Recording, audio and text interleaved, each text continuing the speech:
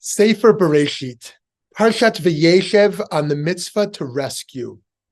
In Parshat Vayeshev, we witness what happens when jealousy overtakes the brothers of Joseph, and who decide they are going to kill him. They say in Genesis chapter 37, "Come now, let us kill him and throw him into one of the pits, and we can say, a savage beast has devoured him." Fortunately, Reuven, understanding the imperative to preserve Yosef's life, has the courage to stand up to the other brothers and step in on Joseph's behalf. We read in our Parsha, "But when Reuben heard it, he tried to save him from them. He said, 'Let us not take his life.' And Reuben went on, 'Shed no blood.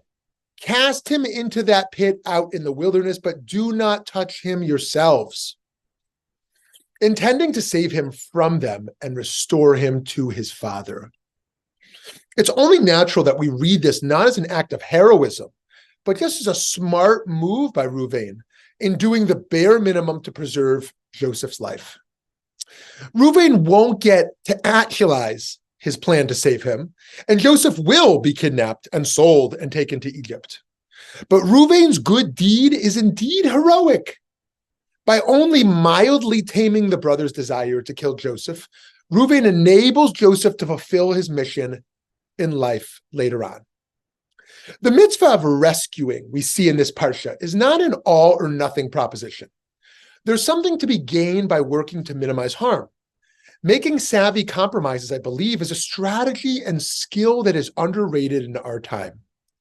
We often have the well-intentioned impulse to totally leave any conversation in which participants are being immoral.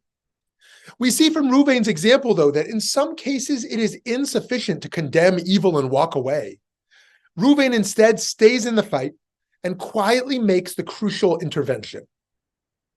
And we can follow in his lead by engaging in the many forms of rescue that the Jewish tradition outlines for us today.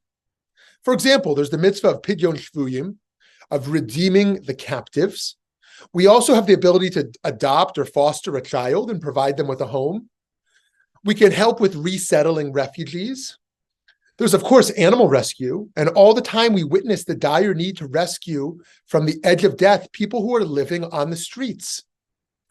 This leaves us with a problem, though. We know that we cannot rescue every suffering living being in one go. We usually are not able to even restore one person's life to full quality.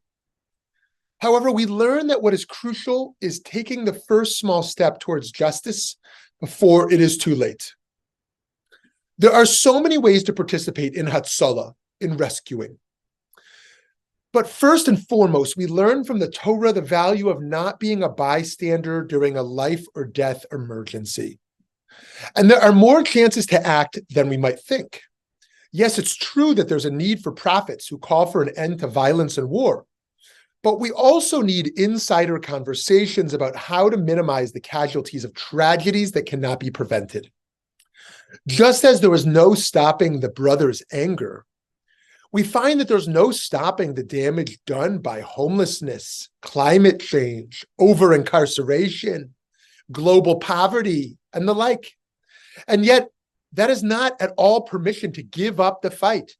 We must instead make the initial intervention and hope to set a positive chain of events into motion, just as Reuven did. While Reuven knew that he could not stamp out the brothers' desire to hurt Joseph, but by finding a way to preserve Joseph's life for the time being, Reuven set the stage for the brothers' ultimate reunification. And even this lesser act of rescuing required the summoning of quite a bit of courage. For all Reuven knew, they might have thrown him into the pit as well, or worse. Reuven was dealing with people in a state of rage, yet he balanced risk and reward by moving the brothers just a little bit forward in the direction of justice. In not provoking them, perhaps Reuven anticipated the rabbinic wisdom that would emerge famously in Pirkei Avot.